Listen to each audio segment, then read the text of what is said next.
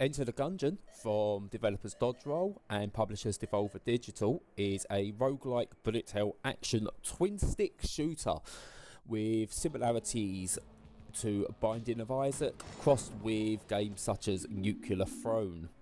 It's very easy to pick up with extremely simple controls, which have your basic movement on the left stick, your aim on the right stick, with a mixture of buttons for shooting, dodging, using items, that sort of thing. Very familiar if you've played any twin stick shooter, any roguelike type game, anything like that, you'll be used to the controls here. Enter the Gungeon does a very good job of easing players in before unleashing absolute hell and intensifying the challenge that you will see before you. The bullet hell nature of the game really starts to show a few levels in where you are just constantly on the move, avoiding what's coming at you from all different angles, all different types of enemies, whilst at the same time trying to maneuver around the stages and take down those enemies yourself. So much so that there is a sense of achievement, a real sense of achievement when you do actually complete an area and then get to basically have a look around, see what loot there is before moving on to the next.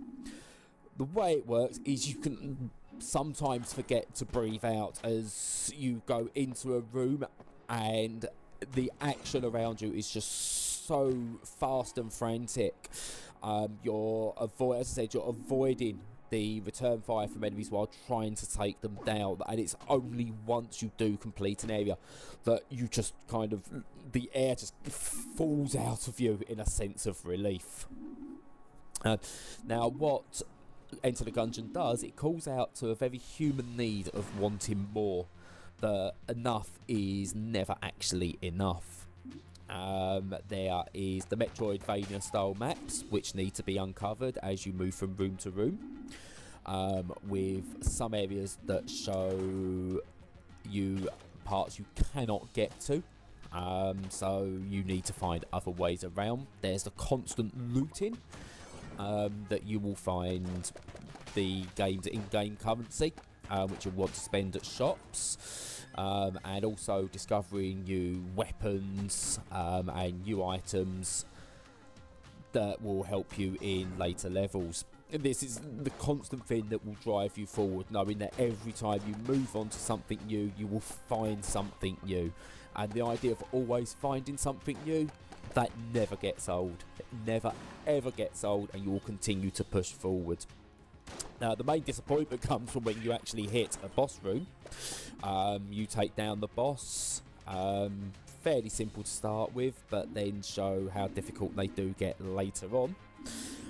But there's that tinge of disappointment, like you're done with an area, that's it. But that is kind of offset knowing that you are jumping into the unknown, you're jumping into something new. As I mentioned, the controls are super simple. They're also very, very responsive. Now, you will die many times in Enter the Gungeon, but you know it's down to your own ineptitude, rather than the game's fault. You will learn, you will push forward, you will die, you will learn some more, and you will repeat that a lot. But it works. It works. It really, really does. Dying isn't a bad thing here. It's very... I almost don't want to say Dark Souls-like, because everything seems to be compared to Dark Souls, but there is that sense of, right, I failed here. This is why I failed. So I learn from that, and I push on better next time. The visual style with games like this is often a contentious point. It's very similar to Ed McMillan's Binding of Isaac, Roll 7's Not a Hero, Nuclear Throne, Rogue Legacy, those sort of things.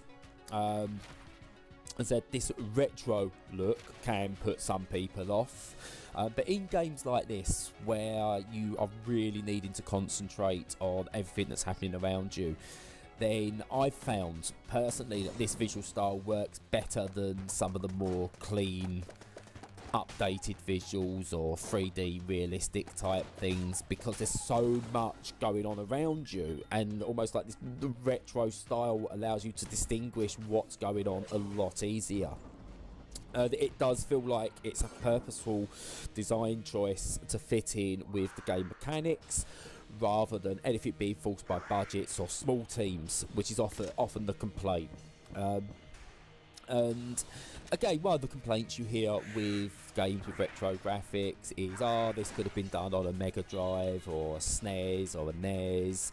But the fact is, it couldn't. If this game could have been done on one of those, it would have been. The beauty of a game like this is in the core mechanics and the things it can do with processing power on the game's mechanics and the way the game plays, not the visual style. And it feels very much like a modern game when you play it, and you soon forget that the graphic style is a retro one. The game just doesn't feel retro. Same with Binding of Isaac, it doesn't feel retro. Now, the one thing I will say is this isn't offering anything new. The genres it's part of, we've said the roguelite type stuff, the bullet hell stuff, the twin stick shooters, it's all been seen before, but that doesn't mean it's not a good game. I've found myself sitting down, playing it, capturing some footage for this review, and then carrying on and carrying on and carrying on, and all of a sudden hours had gone by. It's just a fantastic game that will, in years to come, will be seen as one of the greats, along with the likes of the Binding of Isaacs that we've mentioned before. As I said, you will find yourself spending more and more time clearing each new map that you come on, you come across, clearing out of enemies, going through with different characters, and just genuinely having a good time. And at the end of the day, that's what games are about, and Enter the Gungeon does that fantastically well. Definitely recommended. So you can pick this up on Steam for a usual price of $10.99, and it's worth every single penny.